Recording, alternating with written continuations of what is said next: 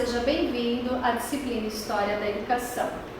Vamos iniciar falando sobre o Manifesto dos Pioneiros. Nas décadas de 1920 e 1930, foram fecundos em dialogicidade sobre a educação e a pedagogia. Eram diversos os interesses que se opunham entre os liberais conservadores ao lado de esquerdistas socialistas e anarquistas e outros de direita. Os conservadores eram os católicos, defensores da pedagogia tradicional. Os liberais democráticos eram os simpatizantes do quê? Da escola nova, porque eles queriam o quê? Democratizar e transformar a sociedade por meio da escola. A Aranha nos apresenta que os liberais simpatizantes da escola nova procuraram reagir ao individualismo e ao academicismo da escola tradicional, propondo renovação das técnicas e exigência da escola única, não mais dualista, aquela escola do pobre e a escola do rico. Eram conhecidos como educadores profissionais. Em 1923, foi publicado o Manifesto dos Pioneiros da Educação Nova. Ele foi assinado por Anísio Teixeira. O documento apresentava a proposta de renovar a escola tradicional com objetividade da aplicação da função social da escola, pautadas na democracia e na hierarquia das capacidades. Então, não mais por questão de cunho social, mas sim uma escola pautada na democracia. Conforme cita Marinho, segundo o Manifesto dos Pioneiros, a gratuidade é dependente da obrigatoriedade, ou seja, o Estado não pode tornar o ensino obrigatório igual para todos se este não for gratuito e atender a todos os níveis econômicos, sociais e presentes na nação. Se pensar numa desagregação das ideias sociais predominantes, elitizadas, se faz necessário que ensino público, gratuito e de maneira a atender a todas as classes sociais, da mesma qualidade de ensino, ofertando oportunidades igualitárias.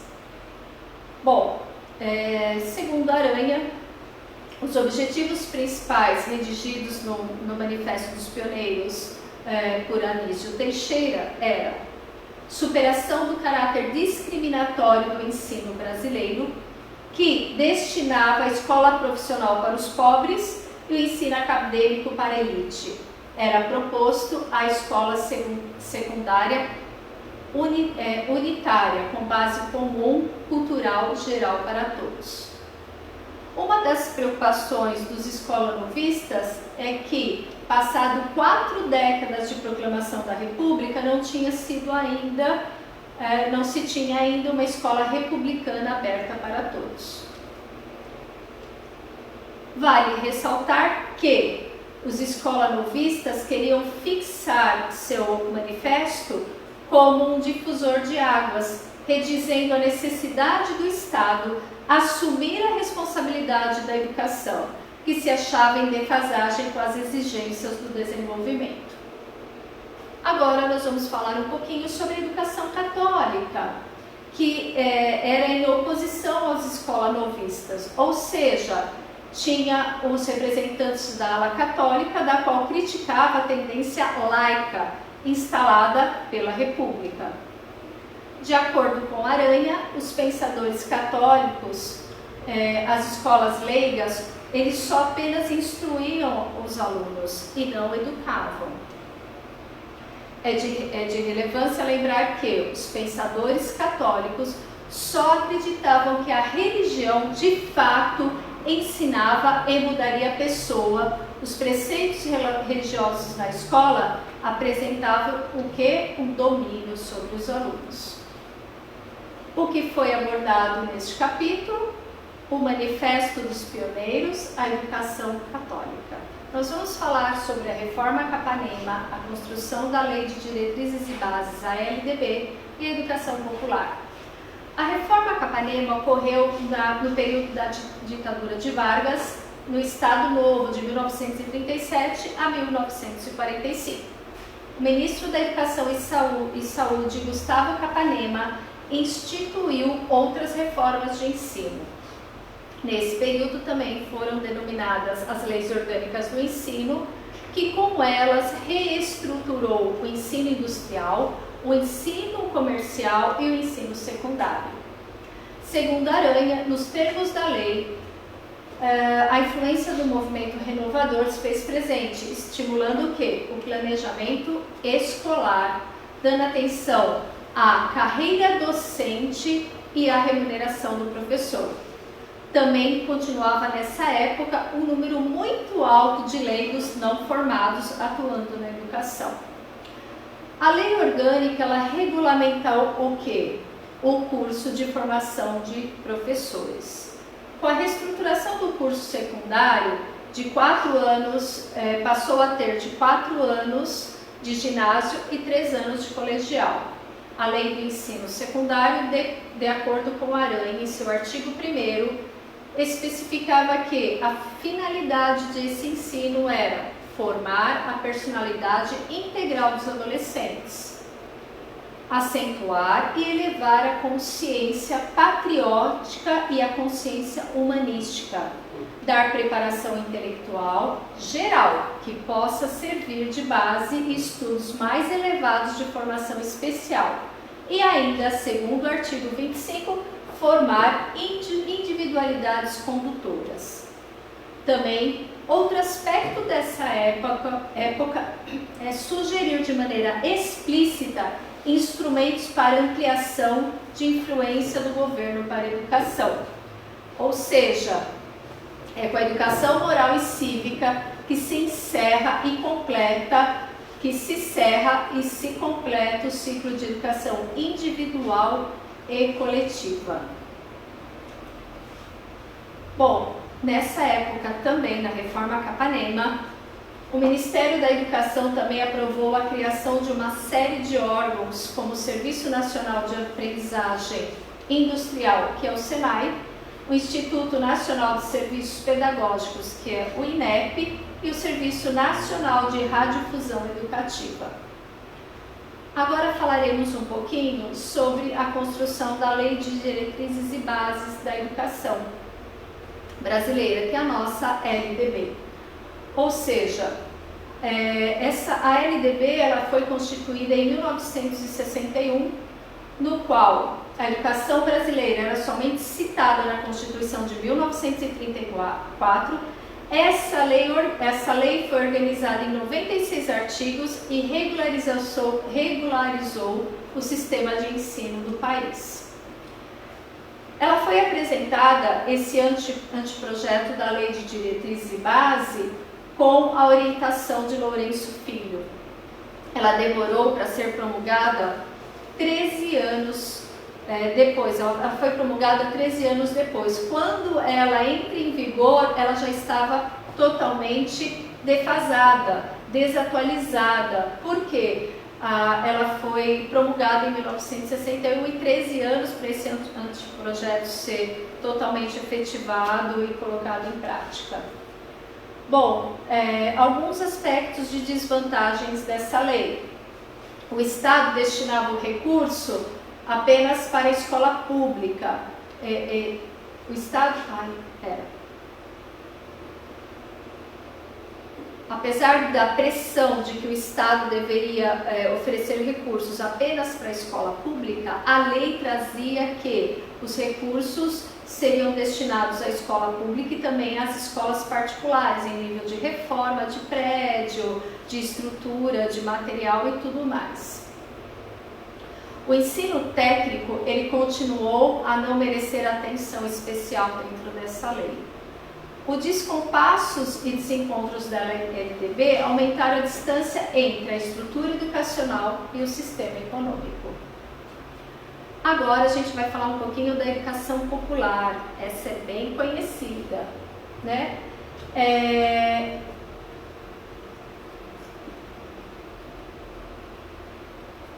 Bom, no Brasil houve vários movimentos dos quais queriam mudar a educação. Esses movimentos eram chamados de movimentos de educação popular e cultura popular. Eram o quê? Eram grupos que apresentavam a composição e ideologias variadas com influência marxistas como cristã. Os principais movimentos foram Centros Populares de Cultura, o CPC, em 1961, o Movimento Cultural Popular, o MCP, que ocorreu lá na Prefeitura de Recife, em Pernambuco, na data de 1960. Esse movimento pertenceu ao educador Paulo Freire, bem conhecido na área da pedagogia, criador da pedagogia libertadora. Teve também os movimentos da educação de base, o MEB, o MEB, que em 1961 foi criado em 1961 pela Conferência Nacional dos Bispos do Brasil, que estavam diretamente ligados à Igreja Católica. Inicialmente se dedicava à alfabetização da população da zona rural. A educação popular, ele teve a primeira experiência em 1960. Ele iniciou com o nome de Educação de Base, depois Educação Libertadora e mais tarde no Brasil, a Educação Popular. No Brasil, esses movimentos iniciaram-se na década de 1960. Começa como um movimento de educadores que trazem para o seu âmbito profissional e militante teorias e práticas que se chamou então de cultura popular. Se considerou como uma base simbólico-ideológica de processos políticos de organização e mobilização de setores de classes populares para uma luta de classes dirigida à transformação de ordem social, política, econômica e cultural vigente. Há uma polêmica muito grande em relação à atuação desses movimentos, era o quê? Era o populismo, ou seja, de manter o paternalismo. O que era isso?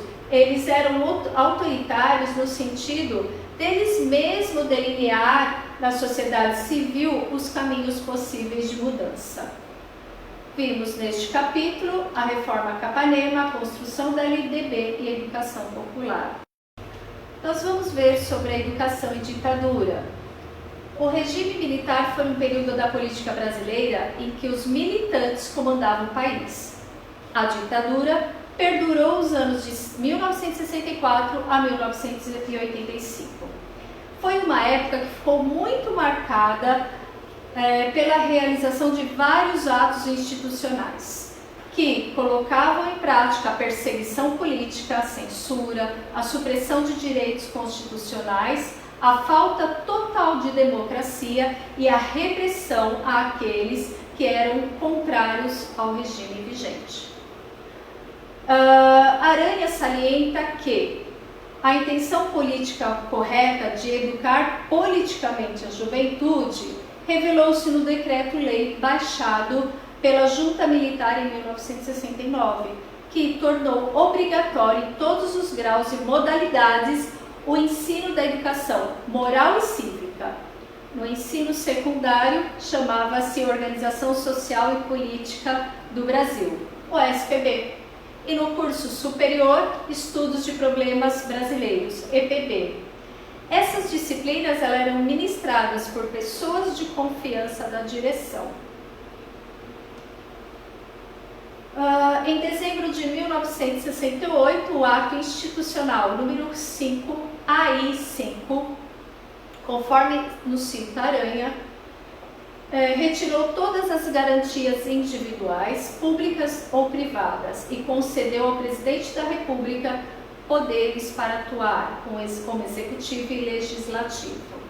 Em fevereiro de 1969, o Decreto-Lei nº 477 proibiu os professores, alunos e funcionários das escolas toda e qualquer manifestação de caráter político.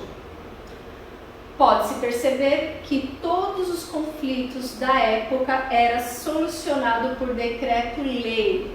Era uma característica totalmente autoritária e típica da ditadura. O decreto de número 68.908/71 criou o vestibular classificatório sem nota. A classificação era de acordo com as vagas disponíveis. Agora nós vamos falar um pouquinho sobre a tendência tecnicista. A tendência tecnicista foi implementada também na ditadura militar, nos anos de 1960 e 1970. É uma linha de ensino no qual transformavam professores e alunos, executores e mero receptores de projetos. Eram elaborados de maneira autoritária, sem qualquer vínculo com o contexto social a que se destinavam. Além de representar características autoritárias, não tinha diálogo, ou seja, ela não era dialógica.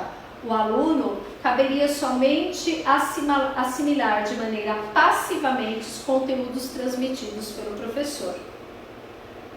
Os conteúdos da tendência tecnicista eram alicerçados na condição do conhecimento e os métodos de ensino eram coordenados metodicamente, passo a passo, com o uso e o segmento do livro didático. O livro didático era como se fosse a cartilha do professor. E o professor tinha que dar conta sistematicamente, parte por parte, do livro didático. O diálogo entre professor e aluno não existia, era apenas de ordem técnica, somente com a intenção de transmitir o conhecimento de maneira absoluta. Não havia dialogicidade entre os dois. A avaliação estava na verificação formal dos conteúdos apresentados e na realização dos objetivos propostos do conteúdo. Agora nós vamos falar um pouquinho das reformas educacionais, que foram vários acordos educacionais nesse período da ditadura. Uma delas foi uma das mais famosas, que é o MEC e o SAID. Era um acordo com o MEC, mais o SAID, que era o Ministério da Educação e Cultura, e o United States Agency for International Development, o SAID, pelos quais o Brasil receberia assistência técnica e cooperação financeira dos Estados Unidos para a implementação da reforma. O convênio conhecido como MEC e o SAID tinha o objetivo de implantar o modelo norte-americano nas universidades brasileiras, nas quais essa reforma era voltada totalmente para o ensino superior e exercia um papel totalmente estratégico, porque caberia a ele forjar o novo quadro técnico que desse conta do novo projeto econômico brasileiro. Alinhado com quem? Com a política norte-americana. Além disso, visava a contratação de assessores americanos para auxiliar na reforma da escola pública em todos os níveis de ensino. O MEC e o SAID mostra uma reforma autoritária, vertical e totalmente domesticadora, pois atrelava o sistema de ensino educacional ao modelo econômico dependente imposto pela política norte-americana. Essa reforma, ela se assentava em 3 pilares: educação e desenvolvimento, educação e segurança, educação e comunidade. Em 1968, o governo criou um grupo de trabalho encarregado de estudar a reforma e propor um outro modelo, devido à violenta oposição levantada nos meios intelectuais e estudantis contra os acordos do MEC e o SAID. Falaremos sobre a reforma universitária de 1968 e a do primeiro e do segundo graus de 1971. Na década de 60 e 70, apareceram várias leis que modificaram o ensino superior do Brasil. A Lei de número 5.540/68 tratava o ensino de terceiro grau e introduziu diversas modificações na Lei de Diretrizes e Bases de 1961. A reforma universitária, conforme cita Aranha, extinguiu a cátedra, o professor ficar titular de uma determinada disciplina. Unificou o vestibular e aglutinou as faculdades em universidades, para melhorar a concentração de recursos materiais e humanos. instituiu o curso básico nas faculdades para suprir as deficiências do segundo grau e no ciclo profissional também. Estabeleceu cursos de curta e longa duração.